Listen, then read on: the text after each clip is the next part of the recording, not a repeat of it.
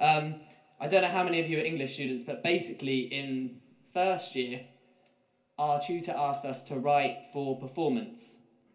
No, write as performance. None of us had a clue what he meant. All of us wrote for performance. All of us got it wrong. He then explained it. None of us understood what he meant.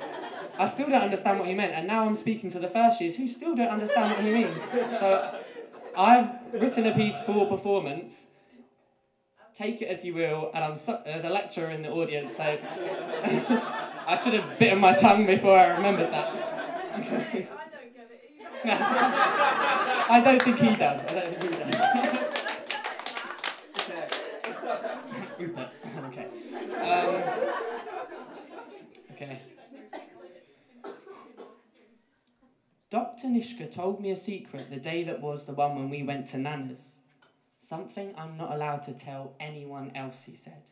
Not a soul, he said. Not a friend or foe, family or frog, he said. I don't know what a foe is. Maybe it's the little piggies that I had on the end of my foot, but Daddy sent them to market one day and squealing all the way home when I was 6, and I haven't seen them since. Dr. Nishka said that he could trust me, that I was big and brave enough to keep this secret with my life. Dr. Nishka said that if I shared this secret with anyone, the world as we know it would be ended. Well, he didn't say ended, but I haven't learnt the first word he used with Miss Lisa yet, so I got him to change it. When I asked Miss Lisa what the first word he used meant, she just looked at me like my goldfish Godzilla does sometimes. And then she said to me, Raymond, when did you learn that word? I panicked. I didn't know what to say. I thought I'd be breaking Dr. Nishka's promise, so I blamed it on John Savage. Everyone blames everything on John Savage when they don't want to get caught.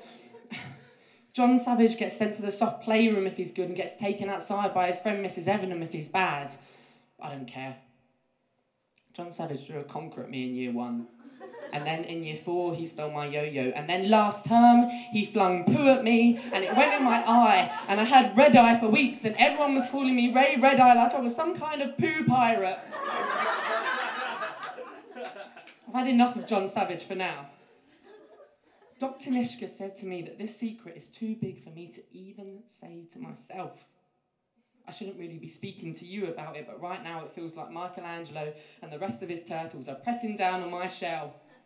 If, and only if, I tell you Dr. Nishka's secret, you must first promise me that you will promise not to break Dr. Nishka's promise that he made me promise. Promise? You must not tell a soul, I say.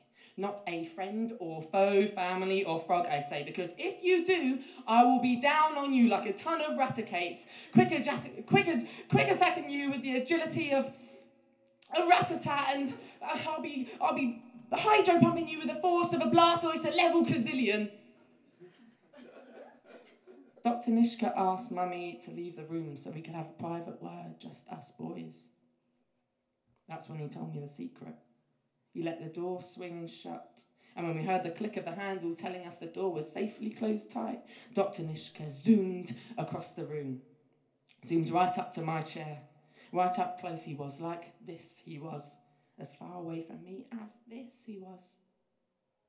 I could smell the Cocoa Pops he'd have for breakfast, dancing with the peanut butter sandwich he'd have for lunch, and the strawberry yoghurt doing the okey cokey they were.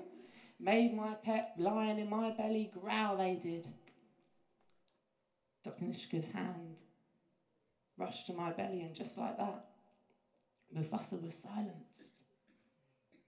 I realised I've been holding my breath like I do when Mummy says I can't play out with Jessica C and Aaron with 2 A's. I breathed again. And then Dr. Nishka, he looked me right in the eye, just like a pigeon does before it poops on you. And he said to me, he said, it's time for a break, guys.